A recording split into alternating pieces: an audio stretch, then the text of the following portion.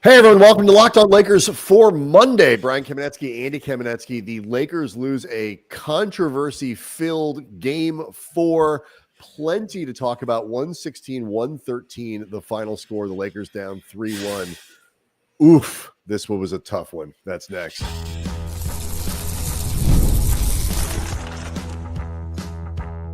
You are Locked On Lakers, your daily Los Angeles Lakers podcast. Part of the Locked On Podcast Network, your team every day.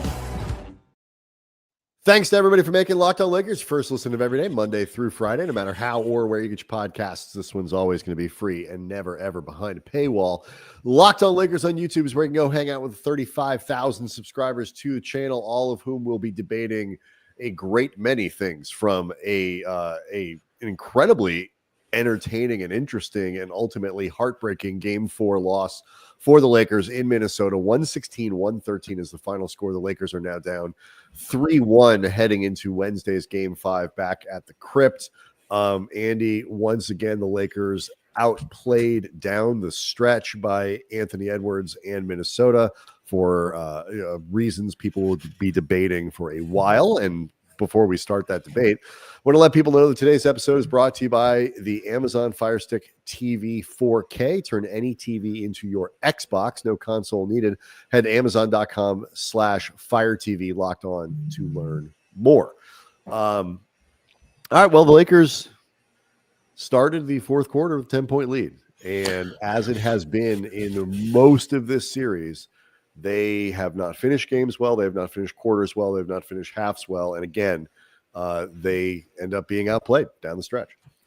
There's a lot that we're going to, a lot of layers to this onion that we're going to be peeling back, some of which involve ultimately credit for the Timberwolves, who've been a very good team. Things. You and I said before the series began, they're very good.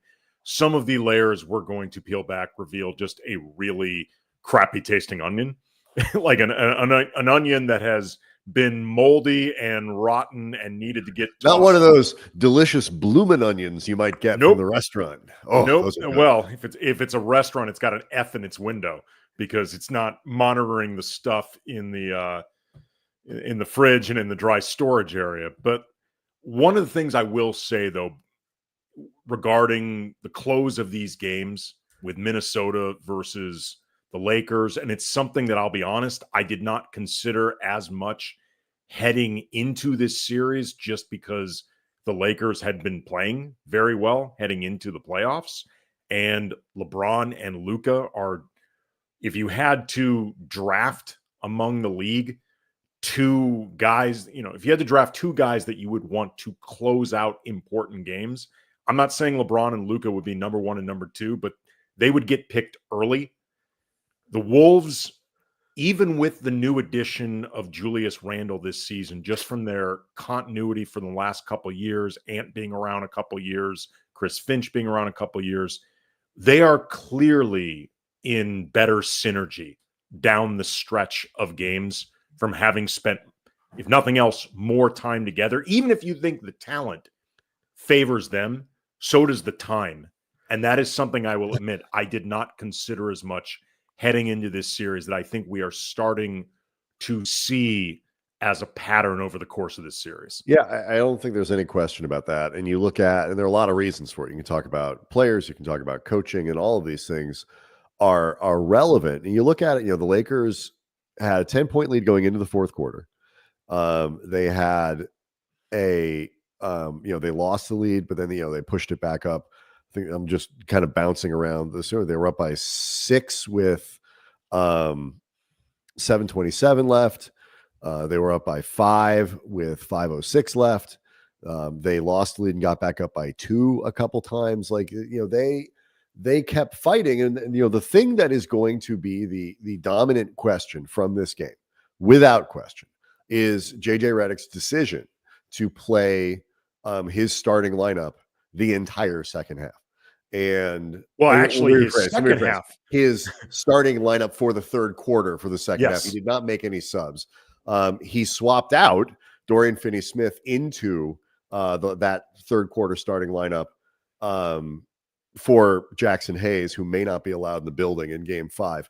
Even when Jax was starting to have a good game and his opening minutes in the first quarter, I mean, I know it's a bar that is below ground to clear, but they looked were like his there might best be there. minutes. Yeah. It was his best minutes of the series. Then he picked up a foul and attack, and it's like, all right, nope. We're done. Yeah, we're done. It's who is it? The Godfather. You're not gonna see him anymore. Paulie. Yeah. Paulie. Yeah. Paulie. He sold out the old man. Yeah, you're not gonna see him anymore. So he left the gun and took the cannolis. They're not even giving him cannolis. I think nobody was upset with that choice. But there's no question. This is the first time since people started keeping track of these things that a team did not make a single substitution in the second half of a playoff game. The flip side of this, and I do think it's worth discussing and worth noting, is while Minnesota did make some substitutions in that second half, Anthony Edwards, I don't believe, came out of the game. And Julius Randle played about 96% of the second half. So they had guys who, their primary players were correct on both counts. Yeah. Who played, big minutes just like the Lakers players did. But not nearly as big. Not even. No. Close. And, look, I mean, Luka played 46 minutes in this game. And LeBron was at, I just moved off the box score to look at the game cast. LeBron was at 46. So, those guys sat for 2 minutes in the first half. You want to start on this? Like, what good move, bad move? Like, I can tell by social media reaction. I think I'm the only person who's okay with this. I didn't like it in the moment, and I actually tweeted out.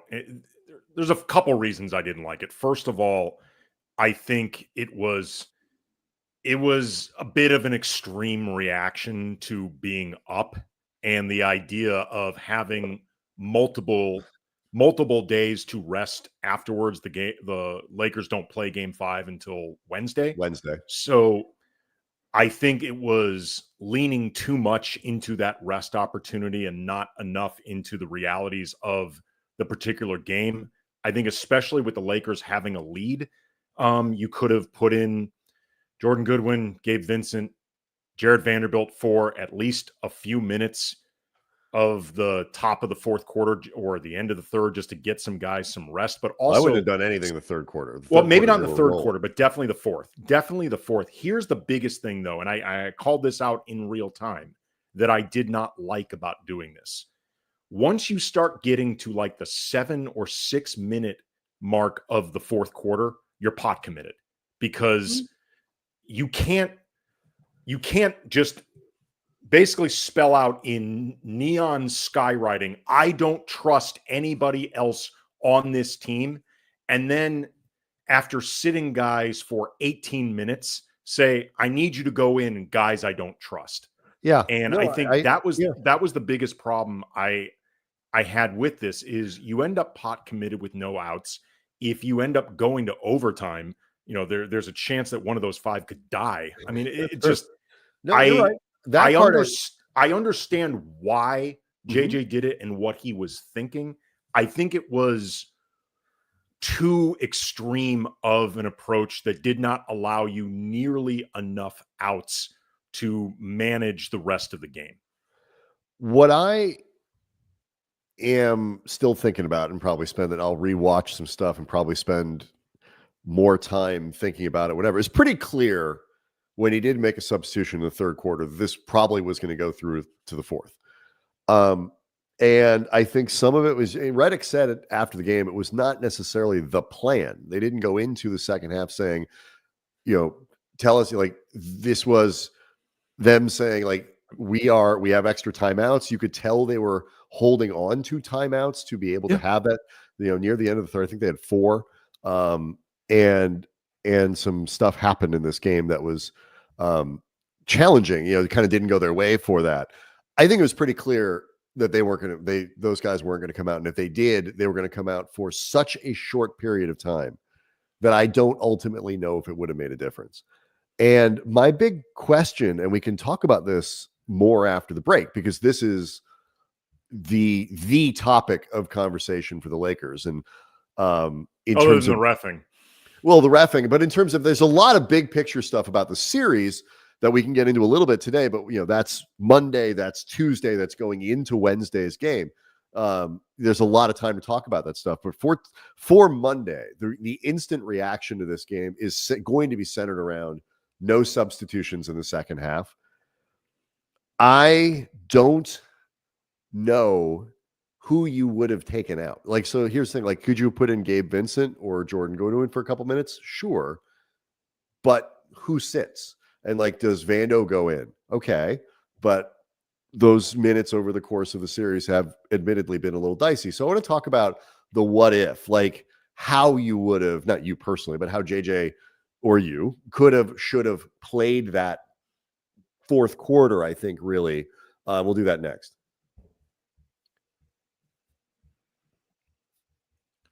Locked On Lakers is brought to you by Prize Picks. Basketball, hockey playoffs, they're both here. There's no better time to turn your sports knowledge into real cash than with Prize Picks, your top destination for daily fantasy action. Prize Picks makes it simple. Just pick more or less on at least 2-player projections. You're in. You can mix and match across basketball, hockey, baseball for a shot to win up to 2,000 times your cash. You can select something like Nikola Jokic, more or less than 25 points. Jaylen Brown, more or less than 4 assists. Luka Doncic and LeBron James, plus or minus 48 minutes.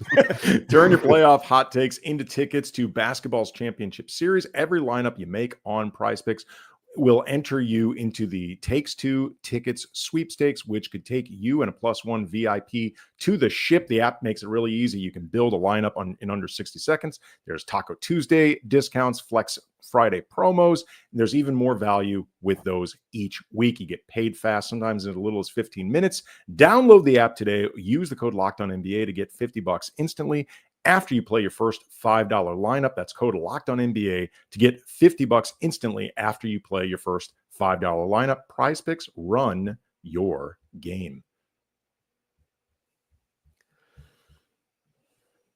So I think the easiest substitutions here, in my opinion, would have been giving Reeves a break, but he was the one who didn't play. Like, you can sub in, Vando, not Vando, like Vincent or Goodwin, but they're probably coming in for him.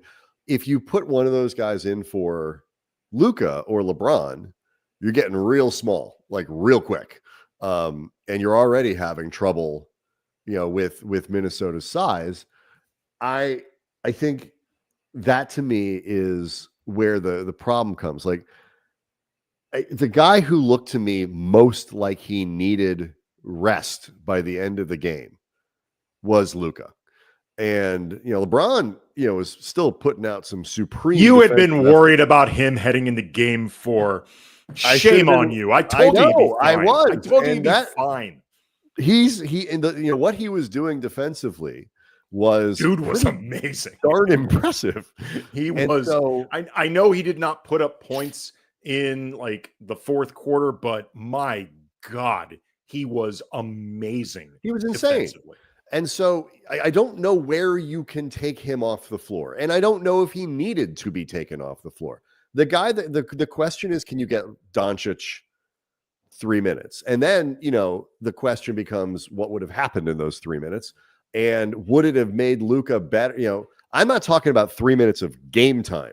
I'm talking about like 3 minutes of like regular time. Sure. Like game time, it might have been 90 seconds. And I don't know if that would have made him better down the stretch or not. We'll never know. I get what JJ was doing. It was obviously a high risk, high reward move. And it didn't work because they lost. But if the game, well, it also didn't work because they plays in the fourth quarter happened differently. They looked. It's not just that it didn't work because they lost. Down the stretch of the game, they looked, to me at least, maybe you disagree, but certainly the commentators, Doris Burke, Richard Jefferson, I believe Mike Breen, seemed to be commenting the same thing. that some of the Lakers' issues down the stretch looked like they were fatigue related. It might have been. And that is a direct correlation to JJ's decision to take nobody off the floor at all. As far as the who, I'm sorry, I didn't mean to interrupt you. Go ahead. No, but I mean, as far as the who, if you think Luka could use a few minutes, like you have to trust that Jordan Goodwin, Gabe Vincent, or Vando, depending on what you wanted whoever to be out there for, whatever purposes, especially playing with a lead, which could favor into all three of those guys who are certainly somewhere between good to plus defensive presences while you're protecting a lead. If you think Luka could use a break, particularly, 36 hours removed from food poisoning or whatever the hell it was, I think you have to extend some trust, because you also start, we'll talk about this over the course of the week, it's glaringly clear now to all these other guys, JJ doesn't really trust us. Well, you have to deal with that moving forward. Maybe. I think look, Goodwin, the fact that Goodwin plays at all, coming off of a two-way when he was a street free agent, really, I think he's been playing fine though. I think situationally, I'm not sure if he's the right guy to put on in that situation. I think what you're really saying is that they don't have a ton of faith in Vanderbilt, and that there are issues with Vando on the floor. But that's also been pretty clear based on how much he's played. I'll be honest, based off the way Jordan Goodwin played in game 3, and I don't think he played badly in this game. I think you could have put him out there for 3 or 4 minutes. But I don't know if you can pull Luka off the floor to put Goodwin on. That's my point. It's like, with LeBron and Austin still out there, why not? For 3 or 4 minutes? Yes, I think from a side, obviously they could have tried it. But I'm not accepting of the fact that either that those minutes wouldn't have been problematic when they were on there, or that it would have made a big, that those 3 minutes on the bench would have made a difference for Luka. I don't know, but if you're asking me, I don't know. No, nobody knows. But if you're asking me, do I think it would have been? Sure. Put it this way: would anybody have thought it was insane if the fourth quarter opened and Luka was sitting and Jordan Goodwin was out there? No, they wouldn't. But I do think that people would have noticed later, especially too if it, depending. If Jordan Goodwin comes in and plays well, and Luka looks awesome down the stretch, sure. But if Luka's still dragging ass, I'm just saying. But there are procedural elements to it. There are tons, and all of it is unknowable. I think if the Lakers, who were thoroughly outplayed in the last by more than they were on Sunday, thoroughly outplayed down the stretch Friday. And they played a more normal-ish rotation for going. They've been real short all series. There's no question. But they did things more conventionally on Friday than they did on Sunday, and were outplayed by more than they were on Sunday. So I think, part of the problem here is that, the Lakers have been outplayed. Tibbs making JJ look like a Boy Scout. JJ making Tibbs look like a Boy Scout. Yeah, that's funny. But well played, Trotters. Yeah. That's Mike S. So I think it was a bold move where you're certainly putting yourself out there. But we'll talk about this, and we'll talk about it throughout the week. And again, outplayed Luka down the stretch. It was certainly understandable in game 3, given that Luka could barely stand up, but it was very noticeable in game 4. Reeves, who was certainly better in the second half than he was in the first, low bar to clear, still missed. And I'm not just talking about the potential game tying shot at the buzzer where you got to rush, your feet aren't put, okay, I give him some grace for that. He had 2 shots that were absolutely 100% wide open, shoot around 3-pointers that he missed that needed to go in. Yes, he needed to shoot 83% from 3-point range in the second half. He needed to, and he missed a couple big shots. Naz Reid made the big one that he was wide open on and Reeves, when we came into this series, part of what made us both think that the Lakers could win in 6, win in 7, whatever, is that you and I both thought that the Lakers had 3 of the best 4 players in the series. And Reeves has been 5th at best Both Randall and Jaden McDaniels have been significantly better through 4 games than Austin Reeves. And so even if you thought Ant would be the best player in this series, that's okay if it goes Luka, LeBron, Reeves right after. But for Ant to be better than Luka and Randall and McDaniels to be better than Reeves. Well, the McDaniels part is truly a killer, because you and I, before the series began, then we can go to break, and we can also make sure to at least touch on the refs. Oh my God. Not dwell, but touch on it. Touch on. Like, you and I talked about heading into this series that we thought the only player who theoretically would be the guy that would be better than Austin, certainly based on the way everybody had been playing down the stretch, might have been Julius Randle, because Randle had been playing well, and also Randle is a really talented player who, over the course of his career, is more accomplished than Austin. Yep. So it's not just that he's been outplayed by Randle, who we at least allowed for the possibility of that happening. Jaden McDaniels was not on either one of our bingo cards for this. No.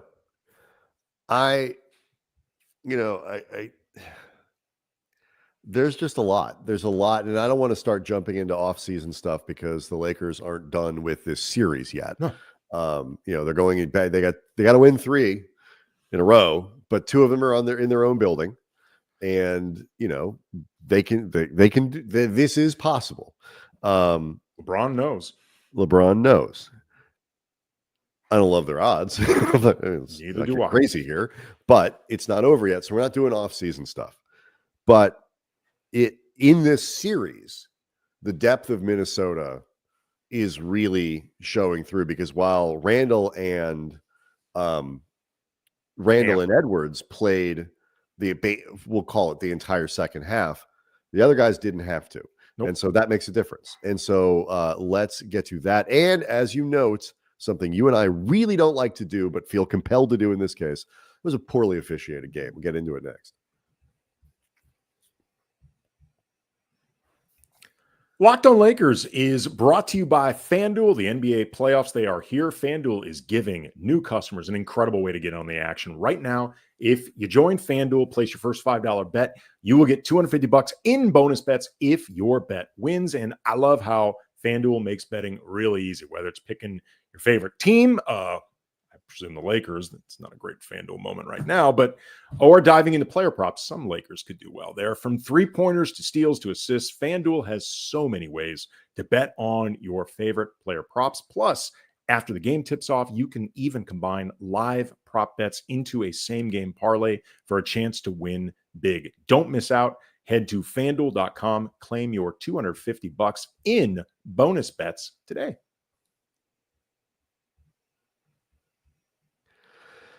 There were a lot of plays, and this has been, it's not just we're not here for conspiracy theories, because you and I have long established that if there ever is a conspiracy theory, it's always for the Lakers to go farther in the playoffs, not if one existed. If one exists, it's to keep the Lakers in the playoffs, not to get the Lakers out of the playoffs.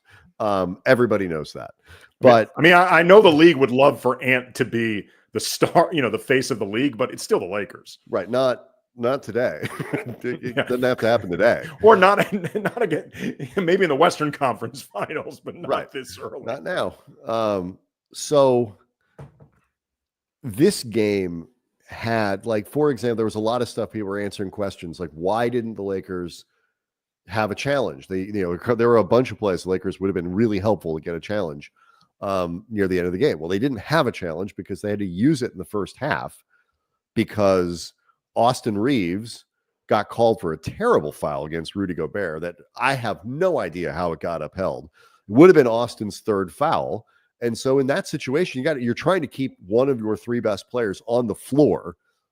And one of theoretically your 3 best players. And so that's not a bad challenge, especially if you think it's pretty clear you're going to win and then keep it, which I thought watching it live, for sure they were going to watching the replay.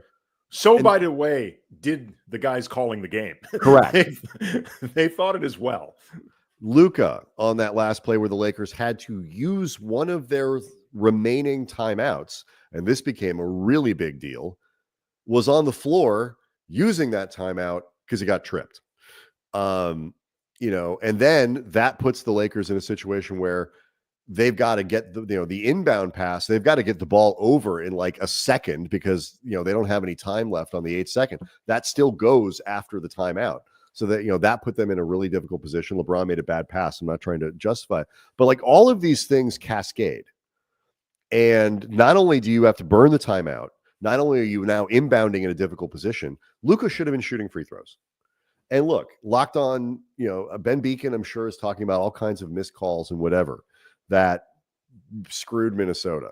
But there were so many. AR got called for another foul on Gobert where apparently his face fouled Rudy's elbow. Rudy Gobert was actually pushing off Austin Reeves while, I don't think inadvertently, but nonetheless hitting him in the face with an elbow, although I don't know if it's advertent or not, but it's been made pretty clear. Nobody likes Rudy Gobert, man.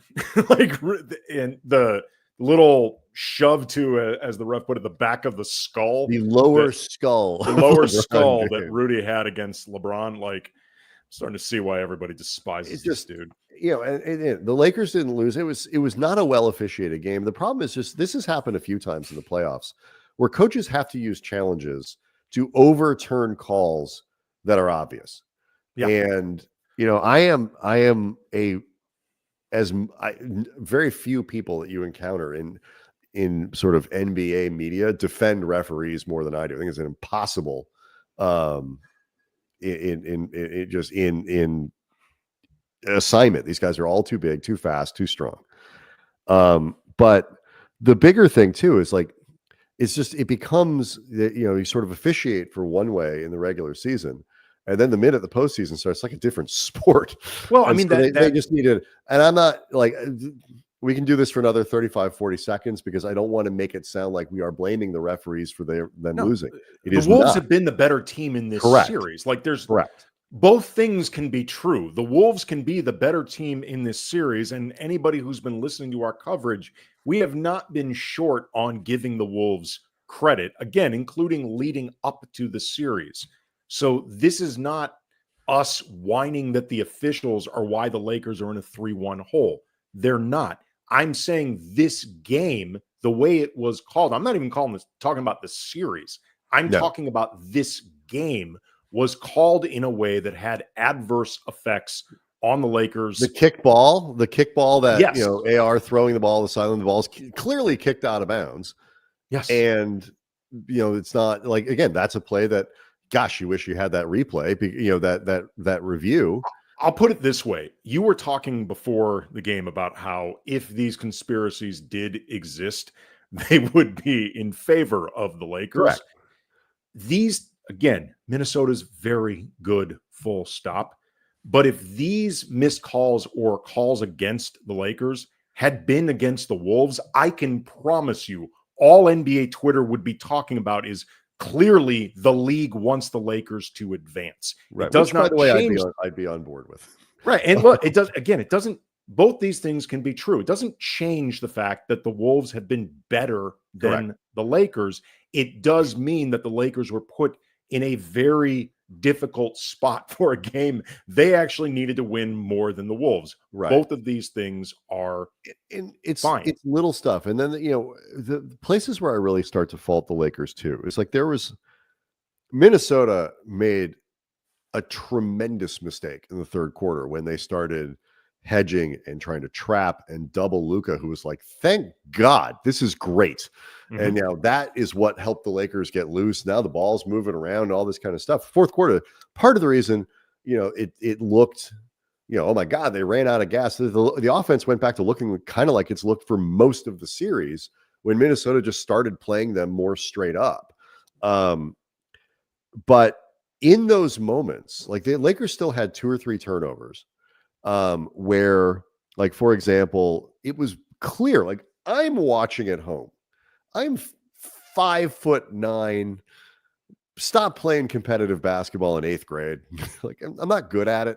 And I can tell what Luka's doing. He is intentionally trying to draw and bait Minnesota into, because he's comfortable making those passes out of the double teams. And there was a time, they play the turnover and they go into the timeout, and you could see Luka screaming at DFS. Like, that works if guys come back to the ball hard. Like, you've got to come back to the ball, and then now we can make all those passes. There were still too many plays like that where the Lakers just, in moments where, and I don't think JJ called enough, it got too unstructured again. I think maybe that's somewhere where you can talk about fatigue. But like, in the moments where the Lakers have to see what's going on and react to it, Minnesota was better. Like, those, if that's a category, Minnesota won that category. Yeah. I mean, they have been consistently better when better is most needed. We were talking about Austin before, and this I'd mentioned earlier in the show that the lack of time together that the Lakers have had with Luka, LeBron, and Reeves trying to be like the fulcrum of the offense, the engine, the catalyst of the offense, that is coming through late in games compared to the way these guys all have played together, other than Julius Randle, longer. Ant has been working with this group longer. Chris Finch has been working with them. Another thing that I underestimated, because Austin had been playing so well down the stretch of this season, and everydayers know I have been much slower to be sold on Austin at the level that he had been talked about by a lot of other Lakers media, Lakers fan. I'd been slower on that to come around on it. But one thing that I did underestimate is the idea that Reeves would have the type of trouble against the slew of athletic, rangy, taller wing defenders that Minnesota has a lot of. I think it didn't dawn on me, because he had been doing well against many of those before, but the difference could become, once you have more time to specifically scout harder, key in on one guy in particular, weaknesses that can become more exposed. I will say, if we're looking for a potential positive as the Lakers try to overcome big ass odds, Rui Hachimura came alive in this game. Yep. And he had, I believe, 23 points, 9 of 16 from the field, 5 of 10 from behind the arc. The 16 and the 10 reflect something that I had been harping a lot about ever since Rui put on the mask, which is he had been passing up too many shots. I don't know if his vision was compromised, if he was self-conscious, uncomfortable, whatever. This was the first game where Rui actually just let fly aggressively, sought out opportunities aggressively. And I've said this all season, the Lakers are generally better when Rui takes more shots, beyond how much better they get when he makes them, but just take them. They need more of this moving forward if the Lakers are going to pull off the seemingly impossible. Yeah, one of the things that's interesting about this is, like, we've talked in the Denver series, the Lakers had a last mile problem against Denver where they just couldn't close games, and they appear to have not solved their last mile problems, whether that's because they're deficient offensively or defensively. Coaching's not quite there yet, or whatever it might be. I will say this, and we'll quit because there's going to be so much to talk about for Tuesday and Wednesday. A lot of people, LeBron's getting a lot of the people who don't really like LeBron, the LeBum crowd, are picking on him for not taking because he passed to Reeves on that last shot. I don't understand that. Like, LeBron basically had somebody right in front of him and passed up what would have been an off-balance contested three to a guy who hit 5 threes in the second half. Right, and who was open. Wide open. Why on the easiest three? You want a guy in the corner. That's the easiest three-point shot available. If you're picking on LeBron because of that, because stars are supposed to take that shot, that is, you can go somewhere else with that that criticism. And so that part, look, LeBron, didn't put up 800 points in this game, but he also carried them defensively in really difficult situations. That block, that he had down there, like, he did a lot of good stuff in this game. Wasn't perfect, needed more help, but This game was not on LeBron. Anyway, Locked On Lakers on YouTube is where you're going to hang out with 35,000 very frustrated and nervous subscribers to the channel. We, of course, will be back tomorrow and throughout the week to break it all down, and hopefully what will be a win on Wednesday to keep this thing alive for a little while longer. And we'll see everyone tomorrow.